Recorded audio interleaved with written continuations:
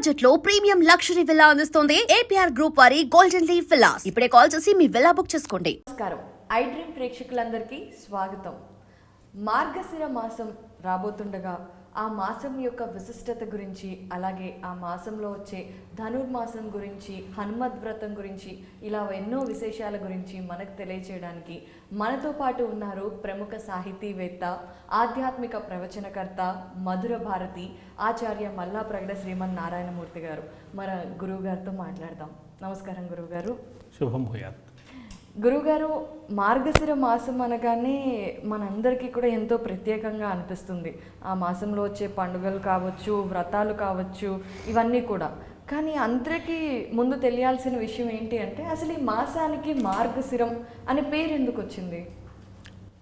మన సంప్రదాయంలో చాంద్రమానం అని మనం అంటూ ఉంటాం. ఈ కాలాన్ని మనం కొలతలు వేసుకోవటానికి చంద్రుడి నడక ఆధారంగా కొలత వేసుకుంటాం. మానము అంటే కొలత, కొలమానము అనే మాట లోకంలో ప్రసిద్ధంగా ఉంది కదా. చాంద్రమానము అంటే చంద్రుడి నడక ఆధారంగా కాలానికి కొలతలు వేసుకునే విధానం. ఈ చాంద్రమానం ప్రకారం సంవత్సర కాల పరిమితిలో వచ్చే 12 మాసాలకు 12 పేర్లు పెట్టారు మన వాళ్ళు. ఎందుకు పెట్టారు ఆ పేర్లు అంటే, ఆ మాసంలో వచ్చే పూర్ణిమ నాడు చంద్రుడు ఏ నక్షత్రంలో ఉంటాడో దాన్ని బట్టి పేరు పెట్టారు. ఉదాహరణకు చిత్తా నక్షత్రంలో ఉంటే అది చైత్రమాసం, ఆ పూర్ణిమ నాడు విశాఖ నక్షత్రంలో చంద్రుడు ఉంటే అది వైశాఖ మాసం, ఆ పూర్ణిమ నాడు అశ్విని నక్షత్రంలో చంద్రుడు ఉంటే అది ఆశ్వేజ మాసం, కృత్తికా నక్షత్రంలో ఉంటే అది కార్తీక మాసం. అలాగా మృగశిర నక్షత్రంలో పూర్ణిమ నాడు చంద్రుడు ఉండే మాసం అది మార్గశిర మాసం. ఎప్పుడైనా ఆ మాసంలోకి రాలేకపోతే చంద్రుడు ఒక్క 30 రోజులు గడివిస్తే మరో మాసానికి వస్తాడు. అందుకని ఈ ముందున్న దాన్ని అధిక మాసం అంటూ ఉంటాం. అందుకని మన సంప్రదాయంలో అధిక మాసాలు కూడా అందువల్ల వస్తూ ఉంటాయి. సర్వసాధారణంగా మార్గశిర మాసం ఎప్పుడు అధిక మాసం రాదు, నిజమాసంగానే వస్తుంది. కార్తీక మాసం కాగానే మార్గశిర మాసం ప్రారంభమవుతుంది. మృగశిర నక్షత్రంతో కూడిన పూర్ణిమ చంద్రుడికి ఏ మాసంలో ఉంటుందో దాన్ని మార్గశిర మాసం అని మన పెద్దలు ఈ దృష్ట్యా సాంకేతికమైన దృష్టిలో కాలాన్ని కొలుచుకోవడానికి వీలుగా మాసాలకు కూడా పేర్లు పెట్టారు. ఆ పేరు చెప్పగానే చంద్రుడు ఈ పూర్ణిమ నాడు ఏ నక్షత్రంలో ఉంటాడో తెలుస్తుంది అనమాట మనకు. కరెక్ట్, చాలా అంటే లాజికల్గా ఉంది. గురుగారు, మామూలుగా కార్తీక మాసం అనగానే ఉదయాన్నే లేచి కార్తీక మాస పూజలు అన్నీ చేస్తూ ఉంటాం. వెంటనే మృగశిర మాసం వచ్చేస్తుంది. ఈ మృగశిర మాసంలో కూడా ఎన్నో పూజలు, వ్రతాలు చేసుకునే లాభం మనందరికీ దక్కుతూ ఉంటుంది. అయితే ముఖ్యంగా ఈ మాసంలో వచ్చే వ్రతాలు, పూజలను పక్కన పెడితే కేవలం మృగశిర మాసానికి ఉన్న విశిష్టత, ప్రత్యేకత ఏంటి? తప్పకుండా మార్గశిర మాసం ఒక విధంగా చూస్తే ఓ ప్రత్యేకమైనది. దిక్కాలాది అనవచ్ఛిన్నమై అనంతమై దివ్యమైన పరమాత్మ తేజస్సుని వివిధ రూపాలలో ఆరాధించుకోవడానికి అనువైన మాసం మార్గశిర మాసం. ఉదాహరణకు మార్గశిర మాసం అంతా ప్రతి గురువారం నాడు లక్ష్మీ పూజ చేస్తారు. సకల సంపదలు ప్రసాదించి అన్ని కుటుంబాలను హాయిగా ప్రశాంతంగా జీవించడానికి వీలైన స్థితిని, లక్ష్మి అంటే కేవలం సంపద మాత్రమే కాదు, సుఖాలు, భోగాలు, ప్రశాంతత, ఆనందం, ఐకమత్యం, సామరస్యం కుటుంబంలో ఇవన్నీ కలిపి లక్ష్మి. ఈ సంపదను అమ్మవారు ప్రసాదిస్తుంది. కాబట్టి ప్రతి గురువారం నాడు లక్ష్మీ పూజ చేసే అవకాశం ఉన్న మాసం మార్గశిర మాసం. అలాగే ఈ మాసంలోనే ధనుర్మాసం వస్తుంది. చిత్రం ఏమిటంటే, మార్గశిర మాసం అన్న పేరుతో పాటు ధనుర్మాసం కూడా ఈ మధ్యలో వస్తుంది. ఈ ధనుర్మాసంలో విశేషించి గోదాదేవి చేసిన శ్రీరంగనాథుడి అర్చనా విధానం మనకు కనపడుతుంది. గోదాదేవి చేసిన వ్రతాన్ని బట్టి మార్గశిర వ్రతం అనే పేరుతో గోదాదేవి చేసింది అని మనకు సంప్రదాయం తెలియజేస్తుంది. అలాగే ఈ మాసంలోనే గీతాబోధ జరిగి గీతా జయంతి ఈ మాసంలో వస్తుంది. కాబట్టి గీతాచార్యుడైన కృష్ణ పరమాత్మను ఆ విధంగా ఆరాధించుకునే మాసం కూడా ఇది. వీటితో పాటుగా కొన్ని సందర్భాలలో వైకుంఠ ఏకాదశి కూడా ఈ మాసంలో వస్తుంది. వైకుంఠ ఏకాదశి మార్గశిరంలో కానీ పుష్యమాసంలో కానీ వస్తుంది. చాలా సందర్భాల్లో మార్గశిరంలో కూడా వస్తుంది. ఎందుకంటే వైకుంఠ ఏకాదశి చాంద్రమానం ప్రకారం కాక ధనుర్మాసం మొదలైన తర్వాత శుక్లపక్షంలో వచ్చే ఏకాదశి ఏదైతే అది ఒకసారి మార్గశిరం వస్తుంది, ఒకసారి పుష్యమాసంలో వస్తుంది. ఇప్పుడు మార్గశిరంలో వచ్చిందనుకుంటే మార్గశిరంలో విశేషంలో వైకుంఠ ఏకాదశి కూడా ఒకటి, అది కూడా విష్ణు ఆరాధనకు సంబంధించింది. వీటితో పాటుగా అసలు మార్గశిర మాసం అంతా ప్రతినిత్యము ఉదయం పూట సూర్యారాధన చేసే విధానం ఉంది. మార్గశిర మాసంలో సూర్యోదయం కాగానే సూర్య నమస్కారాలు చేసి సూర్యుడిని ఆరాధించడం అనేది ఆరోగ్యప్రదాత అయిన సూర్యభగవానుడి దివ్య ఆశీస్సులు పొందడానికి అది మంచి అవకాశం అనే మాట మన పెద్దలు చెప్పారు. ఇంకా విశేషం ఏమిటంటే ఈ మాసంలో జ్ఞానప్రదాత అయిన సుబ్రహ్మణ్యుణ్ణి ఆరాధించుకోవడానికి కూడా అనుకూలమైన మాసం. సరిగ్గా 6 రోజులకు షష్ఠి నాడు సుబ్రహ్మణ్య షష్ఠి అనే పేరుతో సుబ్రహ్మణ్య దేవత ఆరాధన చేస్తాం. సుబ్రహ్మణ్య దేవత ఆరాధన ఎన్నో రకాల లౌకికమైన ఫలితాలను ప్రసాదిస్తుంది.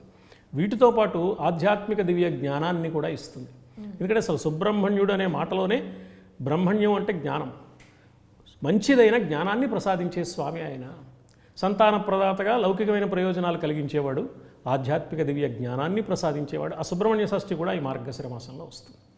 వీటితో పాటుగా పూర్ణిమ నాడు, పూర్ణిమకు ఒక విశిష్టత ఉంది అని చెప్పుకున్నాం కదా. మార్గశిర పూర్ణిమ దత్తాత్రేయ జయంతి. దత్తాత్రేయుడు ఎవరు అంటే బ్రహ్మ విష్ణు శివ అంశలతో వచ్చినవాడు. అందువల్ల అందరు దేవతలని ఆరాధించుకోవడానికి అనువైన మాసం కాబట్టి ఈ మార్గశిర మాసం అనే పేరు కేవలం మృగశిర నక్షత్రాన్ని బట్టి వచ్చినా కూడా ఏమన్నారంటే మనవాళ్ళు చమత్కారంగా శీర్షము అంటే తల కదా, శిరము అన్న శీర్షం అన్న మార్గశీర్షం మార్గశిరం అని. ఈ తలలాంటి ఈ మాసంలో మార్గము అంటే దారి, మనం దైవాన్ని చేరడానికి, ధర్మాన్ని పాటించడానికి, సామరస్యంతో బతకడానికి, గౌరవంగా జీవించడానికి, ప్రశాంతంగా ఆనందంగా జీవించడానికి మనకు మార్గం కావాలి. ఉత్తమమైన మార్గం ఏది అంటే అది మార్గశీర్షం. అది ఉత్తమమైన అత్యుత్తమమైన మార్గం, శ్రేష్టమైన మార్గం, దాన్ని మించిన మార్గం లేదు. అందువల్ల కూడా ఈ మార్గశీర్షం అనే మాట బాగా సరిపోతుంది. ఈ చేసే అర్చనలన్నీ కూడా పైకి దైవ ఆరాధనగా కనపడుతూ మానవుడు పరిపూర్ణతను సాధించడానికి వీలైన స్థితిని ప్రసాదించేవిగా ఉన్నాయి కాబట్టి వాటిని అన్నింటినీ ఇచ్చే మాసం మార్గశీర్షం, ఉత్తమమైన మార్గాన్ని చూపించే మాసం అనే పేరు ఆ విధంగా స్థిరపడింది. చాలా చక్కగా వివరించి చెప్పారు గురువుగారు. ఇందాక ఒక మాట అన్నారు, ఈ మార్గశిర మాసంలోనే ధనుర్మాసం కూడా వస్తుంది. మొదట మనం మాట్లాడుకున్న దాని ప్రకారం పూర్ణిమ రోజు చంద్రుడు ఏ నక్షత్రంలో ఉంటే దానికి ఆ మాసం అనే పేరు పెడతాం కదా. అంతే. మరి ధనుర్మాసం మధ్యలో నుండి ఎలా జాయిన్ అవుతుంది? ఇది కొంచెం ఆశ్చర్యకరంగా అనిపిస్తుంది మనకు. ఈ మార్గశిరం అనే పేరు చాంద్రమానం ప్రకారం వచ్చింది. మనకు చాంద్రమానంతో పాటు ఇంకా కొన్ని మానాలు ఉన్నాయి. ఒకటి సౌరమానం, అంటే సూర్యుని కదలిక ఆధారంగా కాలానికి కొలతలు వేసుకోవటం. ఇంకొకటి బారహస్పత్యమానం, అంటే బృహస్పతి నడక ఆధారంగా కాలానికి కొలతలు వేసుకుంటారు. ఒక్కొక్క ప్రాంతం వారు ఒక్కొక్క దాన్ని పాటిస్తారు.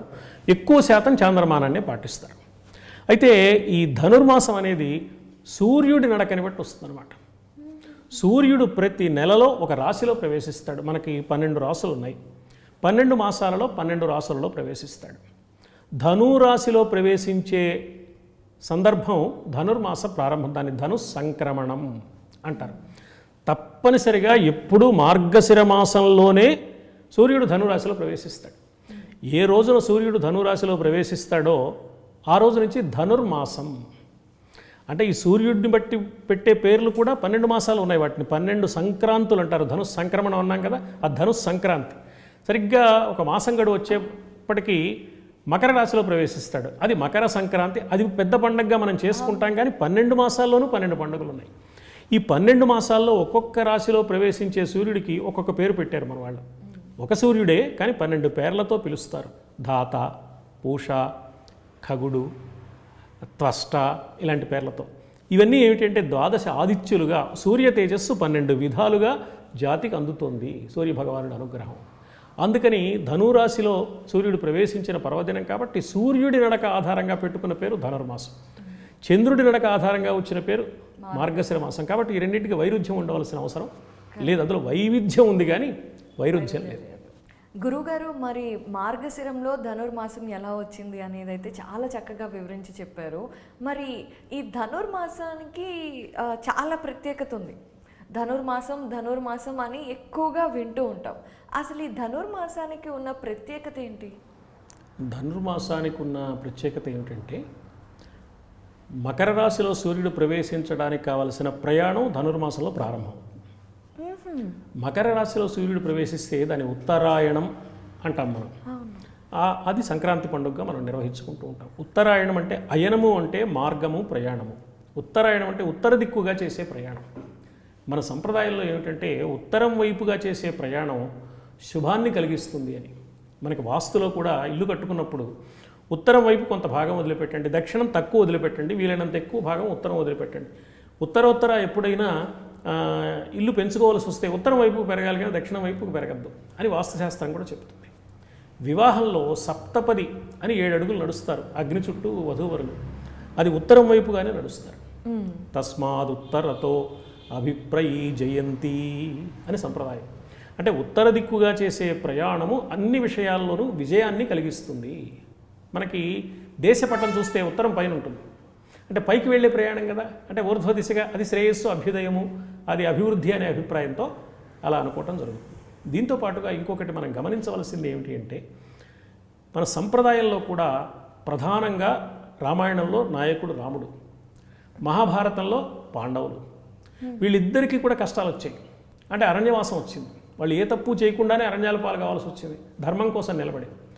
అరణ్యవాసాన్ని ఎలా ప్రారంభించారు అని ఆలోచిస్తే రాముడు ఉత్తర దిక్కుగా ప్రయాణం చేసి అరణ్యంలోకి వెళ్ళాడు. అలాగే పాండవులు కూడా హస్తినాపురం నుంచి బయటికి వెళ్ళాలి, అరణ్యంలోకి వెళ్ళడానికి. హస్తినాపురానికి 4 ద్వారాలు ఉన్నాయి. అందులో ఉత్తరం వైపున ఉన్న ద్వారానికి వర్తమానపుర ద్వారం అని పేరు. వర్తమానపుర ద్వారాత్ అభినిష్క్రమ్య పాండవ అని వ్యాసుల వారు చెప్పారు. వర్తమానపుర ద్వారంలో నుంచి పాండవులు బయటికి వెళ్ళి అరణ్యవాసం ప్రారంభం చేశారు. ఎందుకయ్యా వర్తమానపుర ద్వారంలో నుంచి వెళ్ళారు అంటే, అది ఉత్తరం వైపు ఉన్న ద్వారం. ఉత్తర దిక్కుగా చేసే ప్రయాణం మనకి సకల శుభాలను ప్రసాదిస్తుంది. మనందరికీ జగచ్చక్షువై లోకబాంధవుడైన సూర్యభగవానుడు ఉత్తర దిక్కుగా ప్రయాణాన్ని ప్రారంభించడానికి కావలసిన పూర్వరంగం ధనుర్మాసంలో ప్రారంభమవుతుంది. కాబట్టి ధనుర్మాసం అంతా మనం సూర్య ఆరాధన చేస్తూ కాలస్వరూపుడైన భగవంతుడిని పూజించడానికి మంచి అవకాశం లభిస్తోంది. ఈ కాలస్వరూపుడైన భగవంతుడు శ్రీరంగనాథుడిగా వైష్ణవ సంప్రదాయంలో గోదాదేవి అద్భుతమైన అర్చనలు చేసింది. కాబట్టి మనం కూడా ఈ ధనుర్మాసంలో సూర్యభగవానుడి రూపంలో, శ్రీ మహావిష్ణువు రూపంలో దైవాన్ని ఆరాధించి సత్ఫలితం పొందడానికి అవకాశం ఉంది. ఆ అవకాశాన్ని ప్రసాదిస్తున్నది కూడా ధనుర్మాసము. ధనుర్మాసము ఏ మార్గశిర మాసంలో అంతర్భాగంగా ఉందో ఆ మార్గశిర మాసం. గురుగారు చాలా చక్కగా చెప్పారు. అయితే సూర్య భగవానుడిని మనం ఆరోగ్యం కోసం ఎక్కువగా ప్రార్థిస్తూ ఉంటాం. అయితే ఈ నెలంతా కూడా, ఈ మాసమంతా సూర్య భగవానుడిని ఆరాధించాలి అని మీరు చెప్పారు. కాబట్టి ఇక్కడ ఒక చిన్న ప్రశ్న అడగాలి అనుకుంటున్నాను.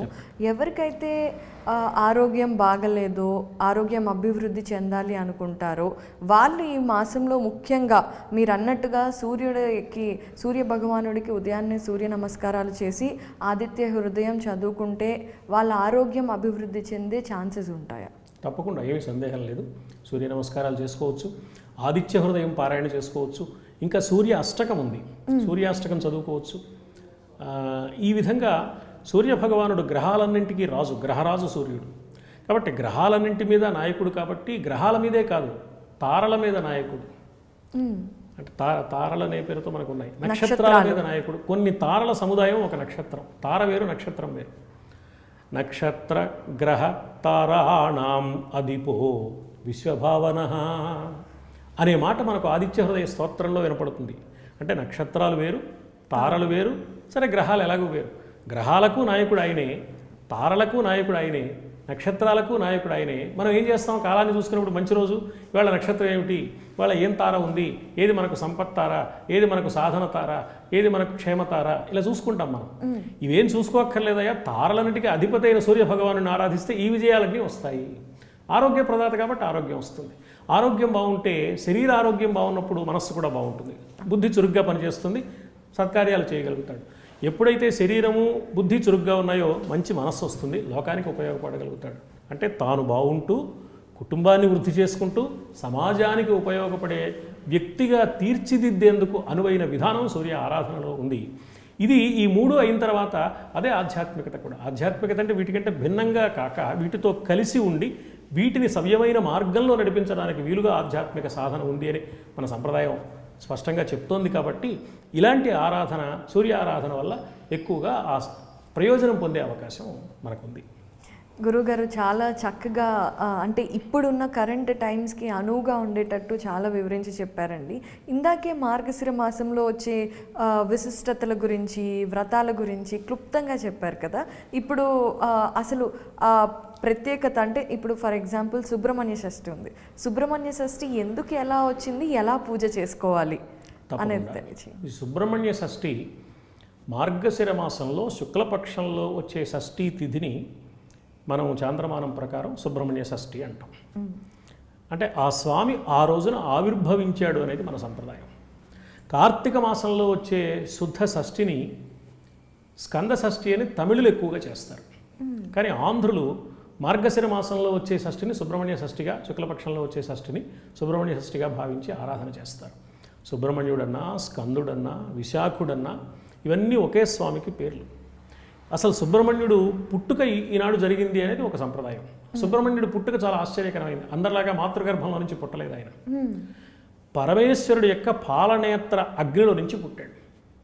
పరమేశ్వరుడు పాలనేత్రాన్ని తెరిస్తే అందులో నుంచి, అగ్నిలో నుంచి ఈ సుబ్రహ్మణ్య సంబంధమైన దివ్య తేజస్సు వచ్చింది. సుబ్రహ్మణ్యుడికే కుమారస్వామి అని ఒక పేరు ఉంది. ఆ పేరు ఎందుకు వచ్చింది అని ఆలోచిస్తే ఆయన సనత్కుమారుడు అనే ఋషి. మనకు సనకుడు, సనందుడు, సనత్కుమారుడు, సనత్సుజాతుడు అని 4 ఋషులు ఉన్నారు. వీళ్ళని సనక సనందనాదులు అంటారు. వీళ్ళు 4 గొప్పవాళ్ళే. వీళ్ళు ఎప్పుడు బాలురుగానే ఉంటారు, ఎప్పుడు గొప్ప భక్తి జ్ఞాన వైరాగ్యాలతో ఉంటారు. బాగా గొప్పవాళ్ళైన పెద్ద పెద్ద వాళ్ళకు కూడా లేనంత భక్తి జ్ఞాన వైరాగ్య సంపద వాళ్ళకు ఉంది. అందులో సనత్కుమారుడు ఒకడు. ఆయన నాకేమీ అక్కర్లేదు, పరమాత్మతత్వం తెలియాలి అని తపస్సు చేసుకుంటుంటే పైన పార్వతీ పరమేశ్వరులు విహరిస్తున్నారు. పార్వతీదేవికి కింద తపస్సు చేసుకుంటున్న సనత్కుమారుడిని చూసి చాలా ముచ్చట అనిపించింది. ఏమండి, ఇలాంటి కుమారుడు మనకుంటే బాగుండును కదా అని అన్నది. పరమేశ్వరుడు ఆవిడ ముచ్చట చెల్లించడానికి, సరే నువ్వు ఎందుకు బాధపడతావు, దాని గురించి ఆలోచించేదే ఉంది, నేను ఇప్పుడే వెళ్ళి సనత్కుమారుడి దగ్గరికి వెళ్ళి అతడు మనకు పుత్రుడిగా జన్మించేందుకు కావాల్సిన ఏర్పాటు చేస్తాను అన్నాడు. జాగ్రత్తగా మాట్లాడండి, మీకు తొందర ఎక్కువ అన్నది ఆవిడ. సాధారణంగా ఏ భార్య అయినా భర్తను అలాగే అంటుందిగా, పరమేశ్వరుడికి కూడా తప్పలేదు. సరే పరమేశ్వరుడు నవ్వుకున్నాడు, వచ్చాడు. సనత్కుమారుడు తపస్సు చేస్తుంటే ఆయన దగ్గరికి వచ్చాడు. మహర్షి, నీ తపస్సుకు మెచ్చాను, కళ్ళు తెరవయ్యా, నీకేం కావాలి అన్నాడు. ప్రపంచం అంతా ఏం అక్కర్లేదు, ఏ సంపదలు అక్కర్లేదు, ఏమీ అక్కర్లేదు, నేను తపస్సు చేసుకుంటాను, నాకు నువ్వు ఇచ్చే వరాలు ఏం కావాలయ్యా, నాకు వరాలు అక్కర్లేదు. పోనీ అంత దూరం నుంచి కైలాసం నుంచి కష్టపడి నా కోసం వచ్చావు కాబట్టి ఓ పని చేద్దాం, నేనే నీకేదైనా వరం ఇస్తా కోరుకో అన్నాడు. సనత్కుమారుడు అంత గొప్పవాడు అనమాట. పరమేశ్వరుడు మంచి అవకాశం దొరికింది, బాగానే ఉందని, నాకు కుమారుడుగా జన్మించు అన్నాడు. సనత్కుమారుడు వెంటనే తథాస్తు అనలేదు. పరమేశ్వర కాస్త జాగ్రత్తగా ఆలోచించి అడగవయ్యా అన్నాడు. ఆలోచించేది ఏముందయ్యా, నాకు కుమారుడిగా జన్మించు అన్నాడు. తథాస్తు అన్నాడు, వెళ్ళిపోయాడు. చూసావా, నన్ను తెలివి తక్కువగా అంచనా వేసావు, నేను పని సాధించుకొచ్చానని పార్వతీదేవికి చెప్పాడు. ఆవిడంది, ఏమి సాధించుకొచ్చారండి, మీ తెలివి తక్కువతనం తెలుస్తూనే ఉంది, నాకు కుమారుడుగా ఏమిటండి, మాకు కుమారుడుగా అనాలి, మన ఇద్దరికీ కుమారుడుగా పుట్టాలి కానీ మీకు ఒక్కడికే ఎలా పుడతాడు. అయ్యయ్యో అనుకున్నాడు పరమేశ్వరుడు. కానీ సనత్కుమారుడు ఆ వరం ఇచ్చాడు కాబట్టి పార్వతీదేవితో సంబంధం లేకుండా పరమేశ్వరుడి పాలనేత్ర అగ్ని నుంచి ఒక దివ్య తేజస్సు వెలువడింది. ఈ తేజస్సుని ఇప్పుడు పార్వతి గర్భంలో ప్రవేశపెట్టాలి. పార్వతీదేవి అంది, ఇది అగ్నిజ్వాలలతో ఉంది, నేను తట్టుకోలేను, దీని గర్భంలో భరించలేను అంది. అప్పుడు పైన గంగ ఉంది కదా, గంగ చల్లగా ఉంటుంది కాబట్టి, నీళ్లు కాబట్టి గంగని అడిగాడు. గంగ నేను స్వీకరిస్తానంది. అప్పుడు గంగలో ప్రవేశించింది ఆ తేజస్సు. కానీ గంగ కూడా కొంతసేపటి తర్వాత తట్టుకోలేకపోయిన గంగా నది తీరాన వదిలేసింది ఆ తేజస్సుని. అక్కడ రెల్లుగడ్డి పరచుకుని ఉంది. ఆ రెల్లుగడ్డి మీదకి జార్చింది. అక్కడ కృత్తికలు 6 రూపాలలో ఉన్నారు. కృత్తికా నక్షత్ర సంబంధమైన దివ్య శక్తులు. ఈ 6గురు ఒకేసారి ఆ తేజస్సు పసిబిడ్డగా ఉంటే చూసి ముచ్చటపడి పాలిచ్చారు. 6గురి దగ్గర ఒకేసారి పాలు తాగడానికి 6 ముఖాలు కలిగిన వాడయ్యాడు. సూర్య పరమేశ్వర సంబంధమైన అగ్నిలో నుంచి పుట్టాడు కాబట్టి అగ్నిపుత్రుడు అని పేరు ఆయనకి. గంగలో నుంచి వచ్చాడు కాబట్టి గంగాపుత్రుడు అని పేరు. రెల్లుగడ్డి మీదకి జారాడు కదా, శరవణము అంటే రెల్లుగడ్డి, శరవణ భవుడు అని పేరు వచ్చింది. ఇది విజయాన్ని సాధించే విశాఖ నక్షత్రానికి సంబంధించిన వ్యవహారం కాబట్టి విశాఖుడు అని పేరు వచ్చింది. 6 కృత్తికలు ఒకేసారి స్తన్యపానం ఇస్తే అది స్వీకరించడానికి వీలుగా 6 ముఖాలు కలిగిన వాడయ్యాడు కదా, షణ్ముఖుడు అనే పేరు వచ్చింది. కృత్తికల దగ్గర పాలు తాగాడు కాబట్టి కార్తికేయుడు అన్న పేరు వచ్చింది. ఒక్క సుబ్రహ్మణ్యుడికి ఇన్ని పేర్లు వచ్చాయి. సనత్కుమారుడి తేజస్సు కాబట్టి కుమారస్వామి అని వచ్చింది. ఈయన గొప్ప జ్ఞాన సంపదకు నిలయమైన వాడు కాబట్టి సుబ్రహ్మణ్యుడు అని పేరు వచ్చింది. ఇంత కథ చాలా రహస్యార్థాలతో కూడి పైకి మామూలుగా కనపడుతూ గొప్ప గొప్ప లోతైన రహస్య అర్థాలు కలిగిన కథ కాబట్టి ఆయనకి గుహ్యుడు అని పేరు వచ్చింది. గుహుడు అంటే కుమారస్వామి. ఇలా ఇన్ని పేర్లు ఒక్కడికే ఉండడం, ఏ రెండు పేర్లకి పొంతన లేకపోవడం, అయినా అన్ని పేర్లు ఒకే వైభవాన్ని తెలియచేయడం అనేది సుబ్రహ్మణ్య ఆరాధనలో సుబ్రహ్మణ్యుడి పేరులో కనపడే ప్రత్యేకత. ఆ సుబ్రహ్మణ్యుడిని ఆనాడు ఆరాధించుకుంటాం కాబట్టి, అంటే ఎంత వైవిధ్యం ఉంది సుబ్రహ్మణ్యుడి పుట్టుకలో. ఈ వైవిధ్యం మన జీవితానికి ఒక గొప్ప సందేశాన్ని ఇస్తుంది. ఏది అసాధ్యం కాదు, సరి అయిన మనస్సు కనుక ఉంటే, లక్ష్యం మీద దృష్టి ఉంటే అసాధ్యమైంది లేదు. నిజానికి ఈ తేజస్సు ఏమైపోతుందని భయపడకుండా మరి గంగలోకి వెళ్ళింది, గంగలో తట్టుకోలేకపోతే రెల్లుగడ్డ మీదకి వచ్చింది, రెల్లుగడ్డ మీద ఉంటే ఎవరు పోషిస్తారనుకుంటే కృత్తికలు పోషించారు, ఆయన గొప్ప జ్ఞాన సంపన్నుడైపోయాడు. ఇలా సుబ్రహ్మణ్య ఆరాధనలో ఇన్ని విశేషాలు మనకు కనిపిస్తాయి. కాబట్టి ప్రతి మార్గశిర శుద్ధ షష్ఠి నాడు సుబ్రహ్మణ్య షష్ఠి అన్న పేరుతో సుబ్రహ్మణ్య దేవతా రూపంలో ఉండే దైవతత్వాన్ని మానవులు ఆరాధించి ఆ వైభవాన్ని స్వీకరించాలి అనేది మన పెద్దల యొక్క అభిప్రాయం. గురుగారు అసలు చాలా చక్కగా వివరించి చెప్పారు. సుబ్రహ్మణ్యేశ్వర స్వామి గురించి ఎన్నో వింటుంటాం, కానీ ఈ మొత్తం ఆద్యాంతం అనేది నేనైతే మొదటిసారి విన్నాను. అయితే ఇప్పుడు సుబ్రహ్మణ్యేశ్వర స్వామికి ఉన్న ఇన్ని నామాలలో కూడా మనకి బ్రహ్మచారి నమః అని ఒకటి ఉంటుంది. అంటే ఆయన బ్రహ్మచర్యుడు అని. సనత్ కుమారుడిగా ఉన్నప్పుడు వైరాగ్యం ఉంది కాబట్టి ఆయన బ్రహ్మచార్యుడే. కానీ సుబ్రహ్మణ్యేశ్వర స్వామికి ఇప్పుడు 2 భార్యలు ఉన్నారు కదా, మరి ఆయన్ని బ్రహ్మచారి అని ఎలా అనగలుగుతాము? ఇది మన పురాణ కథల్లో ఉన్న ఆధ్యాత్మిక రహస్యం అది. మన పురాణ కథలన్నీ కూడా పైకి కనిపిస్తాయి కథలుగా, కానీ ఆ కథని యథాతథంగా మనం తీసుకోవడానికి అవకాశం లేదు. ఆ కథ ఒక సంకేతం అన్నమాట. ఇప్పుడు ఉదాహరణకి ఆగస్టు 15వ తేదీన లేకపోతే జనవరి 26వ తేదీన మనం జెండా ఎగరవేసి జెండాకి నమస్కారం చేస్తాం. జెండా అంటే ఒట్టి రంగుల వస్త్రమే కదా, కానీ దాన్ని దేశంగా భావిస్తాం. అంటే దేశం మొత్తానికి సంకేతము జెండా. అలాగే పురాణ కథలన్నీ కూడా ఒక్కొక్కటి ఒక్కొక్క దానికి సంకేతాలు. ఒక ధర్మాన్ని బోధించడానికి, ఒక సత్యాన్ని చెప్పడానికి, ఒక గొప్ప విశేషాన్ని వివరించడానికి ఇవన్నీ సంకేతాలు అనేది మనం గమనించాలి. ఇప్పుడు సుబ్రహ్మణ్యుడు అనేది ఎలా జ్ఞానానికి సంకేతమో, సుబ్రహ్మణ్యుడికి వివాహం అయింది, 2 భార్యలు అనేది కూడా అలాంటి సంకేతమే. చాలా ఆశ్చర్యకరమైన అంశం అది. ఎందువల్లంటే ఇప్పుడు మీరే అన్నారు బ్రహ్మచారిణే నమః అని. అంతేకాదు సుబ్రహ్మణ్య ఆరాధన చేసేటప్పుడు ఆయన బ్రహ్మచారి అనే అభిప్రాయంతోనే ఓ బ్రహ్మచారికి భోజనం పెట్టి సత్కారం చేస్తారు కూడా. కాబట్టి సుబ్రహ్మణ్యుడు బ్రహ్మచారి అనేది మన మనస్సులో స్థిరంగా ఏర్పడిన అభిప్రాయం. వీటికి తోడు జగద్గురువులు అద్వైత దివ్య జ్ఞానాన్ని సమస్త లోకానికి ప్రబోధించిన ఆదిశంకరులు సౌందర్యలహరిలో ఒక శ్లోకం చెప్పారు.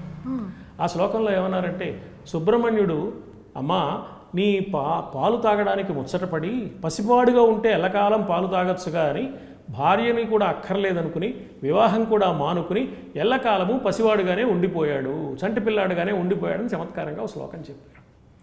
అంటే సుబ్రహ్మణ్యుడు ఒకటే కాదు, వినాయకుడు కూడా అలాగే ఉండిపోయాడు.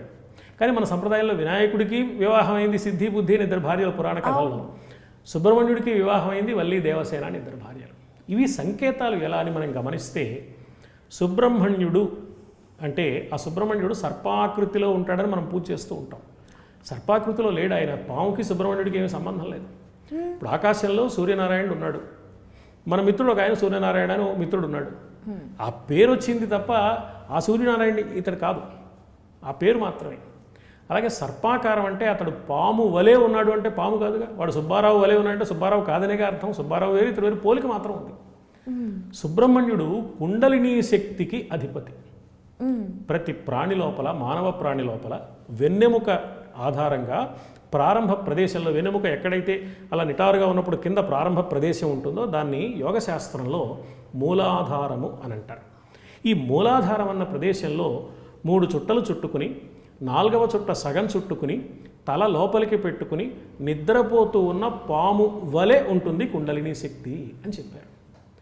సార్ధత్రివలయాకారిణి సుప్త భుజంగాకార రూపా అని చెప్పారు. అందువల్ల ఈ కుండలిని శక్తి అలా ఉంటుంది కాబట్టి, పాము ఆకారంలో ఉంటుంది కాబట్టి కుండలిని శక్తికి అధిపతి అయిన సుబ్రహ్మణ్యుడు సర్పాకృతిలో ఉన్నాడు అని చెప్పారు. సరే, బాగానే ఉంది. ఈ సర్పాకృతిలో ఉన్నందువల్ల ఈ 3 చుట్టలు చుట్టుకుని ఉంది కదా కుండలిని శక్తి. ఈ 3 చుట్టలు చుట్టుకున్న చుట్టని సంస్కృతంలో వల్లి అంటారు. ఈ 3 చుట్టలు చుట్టుకున్నది ఏమిటి? కుండలిని.